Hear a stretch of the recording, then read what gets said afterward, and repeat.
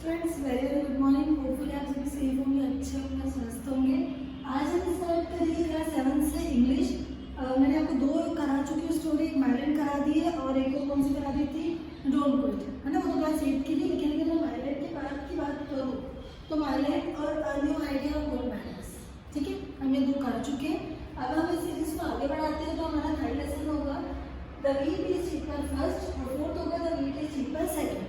आपकी बुक में इसको पार्ट्स में कर दिया, बट एक्चुअली में ये एक ही स्टोरी, ठीक है, जिसका नाम है the wheat is cheaper first. चलिए इसको स्टार्ट करते हैं। अगर बात करूँ इस स्टोरी की तो आपको दो कैरेक्टर याद रखना पड़ेगा। एक याद रखना पड़ेगा किसका, मर्चेंट का, और एक रखना पड़ेगा फार्मर का। मर्चेंट मतलब क्या कह सकते हैं हम कि व्यापारी, ठीक है, और फार्मर मतलब तो आप जानते हो किसान। चलिए वैसे डायग्राम के थ्रू आपको समझाते हैं। मैंने आपको क्या बोला, आपको दो कैरेक्टर याद रखना पड़ेगा, एक मर्चेंट का और एक फार्मर का, ठीक है। एक बार क्या मर्चेंट आप समझ गए, सौदागर, ठीक है, और फार्मर तो किसान। एक बार क्या होता है स्टूडेंट्स कि मर्चेंट और फार्मर एक जगह पर मिल जाते हैं। मर्चेंट जो रहता था टाउन में, फार्मर रहता है विलेज में। एक बार ये जगह पर मिल गए, ठीक है, इस जगह पर ये मिल गए मान लीजिए, ठीक है। मर्चेंट और फार्मर, मर्चेंट क्या था कि बहुत कह सकते बहुत क्लेवर था, बहुत ज़्यादा चालाक था और बहुत ज़्यादा लोगों को मतलब टॉर्चर करके उनसे पैसे गेन करता रहता था। तो मर्चेंट ने सोचा क्यों ना मैं फार्मर को भी मूर्ख बनाकर इससे भी पैसे कुछ ले लेता हूँ। चलिए तो इन दोनों, अब फार्मर ने मर्चेंट ने बोला कि तुम मेरे दोस्त बन जाओ। फार्मर ने बोला आप कहाँ इतने सौदागर हो, आप इतने नामी व्यक्ति हो, मैं कहाँ किसान में आपका दोस्त बनने के लायक नहीं हूँ। पर इसने बोला कि बनते हैं अपन दोस्त। बोले कैसे, तो उसने बोला कि आप एक काम कीजिए कि अपन दोनों स्टोरी सुनाएंगे एक दूसरे को। क्या सुनाएंगे, कहानी। इसने बोला ठीक है, इसने बोला ठीक है, कहानी सुनाने में क्या दिक्कत है। लेकिन शर्त ये होगी कि अगर जैसे मैं कहानी सुना रही हूँ और अगर आपने इसमें कुछ मिस्टेक निकाल दी तो आपको मुझे कितने रुपये देने पड़ेंगे, 100 रुपये। और अगर आपने सुनाई और मैंने कुछ मिस्टेक निकाली तो मुझे कितने देने पड़ेंगे, 100 रुपये। ये इनकी शर्त लगी। क्या शर्त लगी कि मर्चेंट ने बोला कि अगर मैंने कहानी सुनाई और तुमने उसमें कुछ मिस्टेक निकाली, तुमको कुछ डाउट हुआ तो तुम मुझे कितने रुपए दोगे, 100 रुपीज़। फार्मर ने बोला कि मैंने अगर कहानी सुनाई और तुमको अगर उसमें कुछ डाउट हुआ तो तुम मुझे कितने रुपए दोगे, 100 रुपीज़। होपफुली यहाँ तक समझ में आ गया होगा वन पार्ट। अब स्टार्टिंग होगी मर्चेंट से। मर्चेंट कहानी सुनाना स्टार्ट करता है। मर्चेंट जब कहानी सुनाता है स्टूडेंट्स तो वो कहानी सुनाता है, वो बोलता है कि एक बार की एक बात है, एक सौदागर था और वो जो सौदागर था वो क्या था, मतलब वो एक सौदागर था मान लीजिए। वो एक बार क्या बहुत सारे ऊँटों को लेकर, ऊँट मतलब समझते हो आप, कैमल को लेकर जा रहा था। कैमल के ऊपर, कैमल की पीठ पर बहुत ज़्यादा सामान रखा हुआ था, वो उनको लेकर जा रहा था। बहुत सारे कैमल थे, इस वजह से सारे कैमल को क्या कर दिया था, बांध दिया था। किसने, वो सौदागर ने जिसकी कहानी सुना रहा था, ले जा रहा था। ऊपर से एक बार क्या हुआ कि चील उड़ रही थी, तो चील ने क्या किया कि सारे कैमल को उड़ाकर ले गई, ठीक है। अब एक बार को फार्मर ने सोचा ऐसे कैसे हो सकता है कि कैमल को चील उड़ाकर ले जाए, वो भी नीचे से। जैसे मैं बोलूँ कि एक चिड़िया है और एक बोर्ड उठा के ले जाए, तो हाउ कैन इट पॉसिबल, नहीं। पर एक ही शर्त क्या थी कि अगर कुछ मिस्टेक निकाली तो 100 रुपये देने पड़ेगी। तो भैया फार्मर क्या हुआ, चुपचाप बैठे रहे, इन्होंने कुछ बोला नहीं। इन्होंने ये बोला हो सकता है चील बहुत ज़्यादा शक्तिशाली होगी, इस वजह से वो सारे कैमल को उठाकर ले गए। अब मर्चेंट ने सोचा कि यार ये तो कुछ बोल ही नहीं रहे, तो एक काम करता हूँ, इस कहानी को और आगे बढ़ाते हैं। मर्चेंट ने कहानी आगे बढ़ाई तो उन्होंने बोला कि अब जब चील ले जा रही थी सारे ऊँटों को अपने साथ, तो एक महल था जहाँ पर एक जो रानी थी वो अपनी मेड से, मतलब अपनी सेविका से अपने बालों की कंघी करवा रही थी, ठीक है। अब क्या होता है कि चील को ऊँट ने एक लात मारी। क्या मारी, एक लात मारी, जिस वजह से सारे ऊँट नीचे गिरे। और कहाँ गिर गए, रानी की आंख में। इतने सारे जो ऊँट थे वो कहाँ गिर गए, रानी की आंख में, समझ रहे हो, आंख में। तो एक बार तो शॉक हो गया फार्मर, क्या ऐसे कैसे हो गया। फिर और कुछ बोला नहीं, चुप रहा। फिर वो आगे कहानी बढ़ाई और बोलता है वो कि जब वो सारे कैमल जो रानी की आंख में गिर गए तो वो जो मैट थी उसने रानी की आंख को ऊपर किया और सारे कैमल को निकाला आंखों से और अपने जेब में रख लिया। तो यहाँ पर ही मर्चेंट की स्टोरी कंप्लीट। मर्चेंट ने ऐसी कहानी सुनाई जो आपको भी लग रहा होगा कि ऐसे तो हो ही नहीं सकता। मैं बोलूँ कि सारे दूसरा कोई पर्सन आके उसमें से ऊँट निकाले और जेब में रखे, इम्पॉसिबल है। तो पर कहाँ से आते, तो ये कि अगर कुछ गलती निकालते हो तो 100 रुपये देना पड़ेगा, इसके लिए फार्मर चुपचाप रहा। अब बात करते हैं टर्न किसकी आई, फार्मर की। यहाँ पर मर्चेंट आपका क्या हो गया, बहुत ज़्यादा उदास हो गया क्योंकि ये हार गया था, क्योंकि इसने सोचा था कि फार्मर कुछ ना कुछ तो बोलेगा और मुझे कितने रुपये देगा, 100 रुपये देगा, बट कुछ बोले ही तो ये हार गया। ये था आपका लेसन 3। लेसन 4 में इसका पार्ट 2 में ये बताया गया है कि अब बाई चांस किसकी, फार्मर की। फार्मर कहानी सुनाता है तो फार्मर बोलता है एक बार की बात है, मेरे जो मतलब नहीं तुम्हारे जो पिताजी थे है ना, उन्होंने क्या किया, मतलब चलो सुनो। फार्मर बोलता है कि एक बार की बात है जब मेरे पापा वो लेके जा रहे थे क्या, घोड़े, क्या लेके जा रहे थे, घोड़े। घोड़े के ऊपर एक गलती से होल हो गया, समझते हो, होल छेद हो गया, ठीक है। उस होल की वजह से जब भी बारिश हुई तो वहाँ पर क्या होने लग गई, खेती होने लग गई। घोड़े की पीठ पर क्या हो गई, खेती, और बहुत ज़्यादा खेती हो गई, ठीक है। गेहूँ या फिर चावल की, एक बार देख लेना में क्या है, तो उसकी खेती हो गई। अब बोलते कि तुम्हारे पापा ने क्या करा कि 75 रुपीज़ में ले ली थी, क्या ये जो खेती हुई है वो 75 रुपीज़ मैं बोला था कि लेंगे, बट उन्होंने पैसे नहीं दिए और ले ली थी, ठीक है। अब ये कहानी सुना दी। अब बारी क्या आई कि मर्चेंट को क्या देने पड़ेंगे, पैसे, क्योंकि मर्चेंट के पापा ने 75 रुपीज़ में खरीदी थी बट पैसे नहीं दिए। अगर मर्चेंट क्या करता है, आर्ग्यूमेंट करता है कि ऐसा कैसे हो सकता है, मेरे पापा कैसे आ गए, ये जो भी आर्ग्यूमेंट करता है, तो मर्चेंट को कितने रुपीज़ देने पड़ेंगे, 100। लेकिन अगर मर्चेंट 75 रुपीज़ दे देता है अभी, क्या क्योंकि मेरे पापा ने लिए होंगे, दे देता है, तो मर्चेंट के कितने सेव हो जाएंगे, 25। इस तरीके से जो 75 रुपीज़ है फार्मर को क्या करता है, मर्चेंट दे देता है, कितने रुपये बचा लेता है, 25, ठीक है। तो यहाँ पर ये स्टोरी खत्म। स्टोरी को अगर समअप करूँ तो आपको क्या समझ में आया, ये समझ में आया कि फार्मर को तो मर्चेंट से पैसे लेने थे क्योंकि उसके पापा ने एक बार उधारी करी थी। उधारी इन द सेंस ये कि खरीद लिए थे बट पैसे नहीं दिए थे, ठीक है। जैसे वो समझ आप सौदा अगर करते थे तो ले लिए बट पैसे नहीं दिए, फार्मर को क्या करना था, पैसे लेना था, इस वजह से उसने ये टेक्निक अपनाई। ये जो मर्चेंट था बहुत ज़्यादा चालाक था, क्लेवर था। इसके मतलब ये था कि जैसे मैं पैसे करके मैं पैसे ले, अगर ये इसको 100 रुपीज़ दे देता, अगर आर्ग्यूमेंट करता तो कितने रुपीज़ देने पड़ते, 100। आर्ग्यूमेंट नहीं किया, इस वजह से कितने देने पड़े, 75।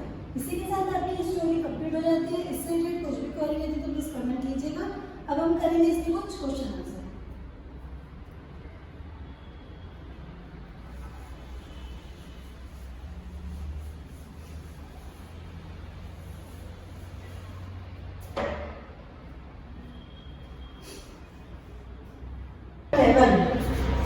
ट्रैवल मीन्स क्या होता है स्टूडेंट्स, ट्रैवल मीन्स होता है कि जाना। जैसे हम नहीं बोलते कि to move one place to another place, तो ट्रैवल मीन्स क्या हो जाएगा, यात्रा बोल सकते हो या एक जगह से दूसरी जगह जाना। तो हम क्या लिखेंगे, to move one place to another place, one place to another place. ये हो गया आपको किसका मीन्स, ट्रेवल। और अगर हिंदी में बोले तो ट्रेवल मीन्स होता है यात्रा। नेक्स्ट आपका वर्ड मीनिंग क्या दे रहा है, वाइडली। वाइडली मीन्स क्या होता है, स्प्रेड। स्प्रेड मीन्स फैलना, बहुत बड़ा, वाइडली यानी फैला हुआ। लिसन यानी तो आपको पता ही है, listen to me, listen to her, ये जो क्लास में होता रहता है ना, तो लिसन यानी तो हो गया सुनना।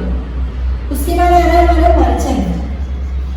मर्चेंट मीन्स क्या होता है स्टूडेंट्स, मैंने आपको बताया था, मर्चेंट मीन्स हम क्या कह सकते हैं, व्यापारी। मर्चेंट मीन्स व्यापारी। व्यापारी को इंग्लिश में क्या बोलते हैं, ट्रेडर। व्यापारी मीन्स क्या होता है कि जो जैसे सौदागर, मर्चेंट, ट्रेडर, मतलब कि इससे सामान खरीदा इसको बेच दिया, उससे खरीदा इसको बेच दिया, है ना, ऐसे करना वो कहलाता है हमारा ट्रेडर, जिसे मर्चेंट कहते हैं। क्वांटिटीज मतलब आपको पता है, ग्रेन। ग्रेन मीन्स क्या होता है, अनाज। ग्रेन मीन्स अनाज, जिसको हम इंग्लिश में क्या बोलते हैं, कुछ भी बोल सकते हैं, ईटिंग थिंग, ईटिंग थिंग। तो ग्रेन मीन्स समझ में आ गया आपको, अनाज। और लिख लेते हैं अपॉर्चुनिटी। अपॉर्चुनिटी मीन्स क्या, अपॉर्चुनिटी को हम बोल सकते हैं कि अवसर, है ना, जिसे हम इंग्लिश में क्या बोलेंगे, चांस। तो अपॉर्चुनिटी मीन्स क्या हो गया, अवसर, जिसे हम इंग्लिश में बोलेंगे चांस। जैसे आप बोलोगे अपने पास एक अपॉर्चुनिटी मिल जाती तो हम इस बार 10th में 90% बना लेते। कैसी अपॉर्चुनिटी कि अगर इंग्लिश का पेपर भी होता था, ठीक है। तो ये हो गई हमारी अपॉर्चुनिटी। नेक्स्ट बात करते हैं डाउट। डाउट यार तो पता ही आपको, लास्ट है हमारा प्रॉम्प्टली।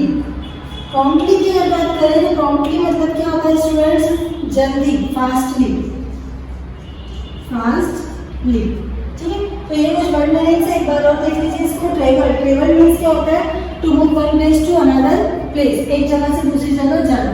वाइडली यानी होता है स्प्रेड, मतलब पूरी तरह, पूरी जगह फैला हुआ। मर्चेंट की बात करूँ तो मर्चेंट मीन्स होता है ट्रेडर, और ट्रेडर मीन्स क्या होता है मैंने आपको ही बताया। ग्रेन यानी कुछ भी ईटिंग, खाने की जो भी चीजें होती है वो ग्रेन कहलाती है। अपॉर्चुनिटी मीन्स होता है चांस, और प्रॉम्प्टली मीन्स होता है फास्टली, जल्दी जल्दी, ठीक है। तो उसे मैं ऑफ कर देती हूँ। आगे हम बात करेंगे क्वेश्चन आंसर की, इनको आप लर्न कर लीजिएगा अच्छे से, ठीक है। अब बात करते हैं हम इसकी क्वेश्चन आंसर। क्वेश्चन आंसर की बात करूं मैं तो फर्स्ट क्वेश्चन दे रहा है where did the merchant leave. Question number first क्या दे रहा है, where did the merchant leave, where did the merchant leave. अगर आपको स्टोरी समझ में आई होगी तो आप इसका आंसर बता दोगे कि मर्चेंट कहाँ रहता था। मैंने स्टार्टिंग भी इससे करी थी, मर्चेंट कहाँ रहता था, टाउन में। तो इसका आंसर हम क्या लिखेंगे कि मर्चेंट लिव्ड इन, वहां से लिखेंगे मर्चेंट लिव्ड, लिव का हो जाएगा लिव्ड, कहाँ रहता था वो, इन एन इंडियन टाउन, एक इंडियन टाउन में, ठीक है। नेक्स्ट क्वेश्चन है where was he going one day. Question number second की बात करें तो क्वेश्चन नंबर सेकंड है where was he going, where was he going one day. एक दिन मर्चेंट कहाँ गया था, कहाँ गया था मर्चेंट, कुछ ग्रेन खरीदने, है ना। तो कुछ ग्रेन मीन्स मैंने आपको बताया था भाई अनाज। तो अपन इसका आंसर क्या लिखेंगे, आंसर इसका लिखेंगे one day he was going to town to buy some grain. तो अपन इसका लिखते हैं टू बाय सम ग्रेन, मतलब कि कुछ अनाज खरीदने गया था, कहाँ पर, टाउन में, टू बाय सम ग्रेन, ठीक है। क्या लिखेंगे, he was going one day at town to buy some grain। Next third question है आपका who did he see on his way। उसने रास्ते में किसे देखा, क्या है, who did he see on the way, on the way means रास्ते में, किसे देखा था, फार्मर को।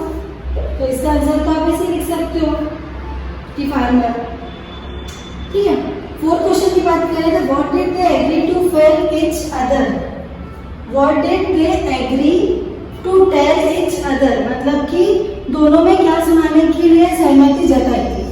क्या है क्वेश्चन नंबर फोर्थ आपका, what did they agree to teach each other, agree to teach नहीं होगा, एग्री टू टेल। यही क्वेश्चन आपका what did they agree to tell each other, मतलब कि दोनों ने क्या सुनाने की आपस में मान गए थे, क्या सुनाने के लिए मान गए थे आपस में, स्टोरी। तो इसका आंसर क्या आ जाएगा, they agree to tell each other story. यहाँ से लिखोगे आप इसका answer, they agree to tell each other a story, answer खत्म।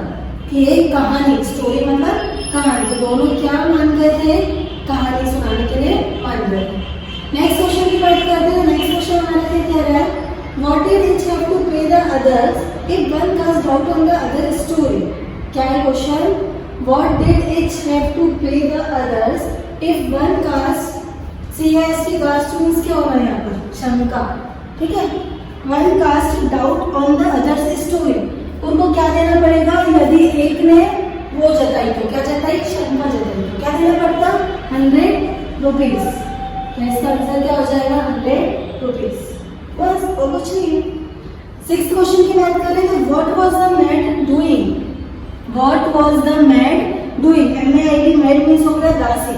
तो दासी क्या कर रही थी, कॉम्ब कर रही थी, किसका, प्रिंसेस का। तो इसका आंसर क्या हो जाएगा, maid was combing princess hair. देखो क्या 5th क्वेश्चन का 6th का आंसर क्या हो जाएगा, मैड वाज कॉम्बिंग, मैड हो गया दासी, वाज कॉम्बिंग प्रिंसेस हेयर, किसके हेयर को कर रही थी, प्रिंसेस के हेयर को। तो लिख लो अब बात करते हैं हम नेक्स्ट की, what fell into the princess eye, मतलब कि what fell into the princess eye, रानी की आंखों में क्या गिर गया था, क्या गिर गया था रानी की आंखों में, कैमल, कैमल की स्पेलिंग CAMEL, कैमल, इसका आंसर हो गया। लास्ट की क्वेश्चन की बात करें तो what happened in the end, कहानी के अंत में क्या हुआ, क्या हुआ था कहानी के अंत में, कहानी के अंत में ये हुआ था कि the merchant did not know what to say and could not think anything more, मतलब कि जो मर्चेंट था उसको समझ में नहीं आ रहा था कि वो बोले क्या, उसको बोलना भी था कि मेरे पापा तुमसे पैसे कैसे ले सकते हो उधार, है ना, या मेरे पापा ने तुमसे कर्ज लिया होगा, कुछ लिया होगा, बोल नहीं पाया। और क्या, और जो फार्मर्स को जो डाउट था स्टोरी पर किसकी, मर्चेंट की, तो फार्मर भी नहीं बता पाया। तो कहानी के एंड में ये हुआ। इसी के साथ आपका लेसन 3 जो होता है कंप्लीट होता है। कुछ ट्रू फॉल्स रहेंगे, आपका होमवर्क रहेगा, आप करना, कमेंट कर देना। अगर आंसर सही नहीं आ रहा तो समझ में नहीं आ रहा तो कमेंट करना, मैं उसका रिप्लाई डेफिनेटली दूंगी। ये मैंने सारे क्वेश्चन लगा दिए। अब अगर बात करें हम द BTC पर सेकेंड पार्ट की, है ना, जो होगा हमारा लेसन 4, उसको देखते हैं।